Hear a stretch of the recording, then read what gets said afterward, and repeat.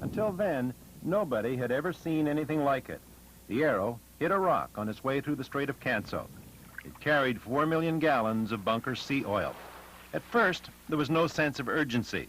No one thought there was a disaster brewing. The Arrow, which is under charter to Imperial Oil, went aground yesterday under... This is a news report of 20 years ago. The salvage tug from Halifax is at her side, and efforts are expected to begin shortly to refloat her. But there was to be no refloating. The weather turned bad. And at high seas, the Arrow broke in two. 2.5 million gallons of oil, black and thick as tar, drifted ashore. It coated beaches, wharves, fouled the nets of fishermen, and killed thousands of seabirds. The severity of the problem was finally recognized. A task force was set up. It was dubbed Operation Oil. Its leader, Dr. Patrick McTaggart Cowan, chairman of the Science Council of Canada. The ship was in two parts.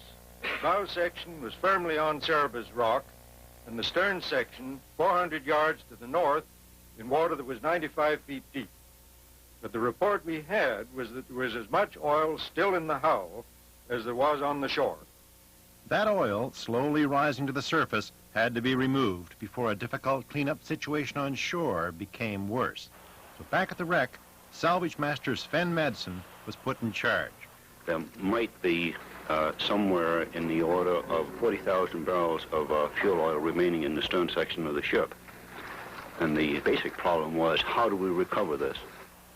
To solve that problem, he did something never done before. He sent Navy divers down to tap holes in the Arrow.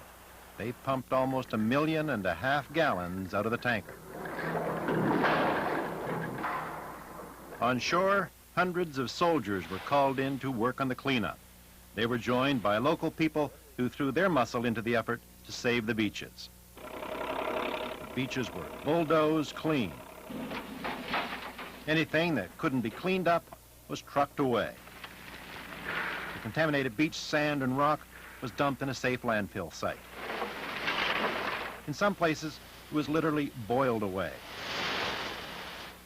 The sinking of the Arrow saw the introduction of the first containment booms, and out of it came the slick liquor, a conveyor belt with toweling that soaked up the washer. A lot was learned from the sinking of the Arrow. New safety regulations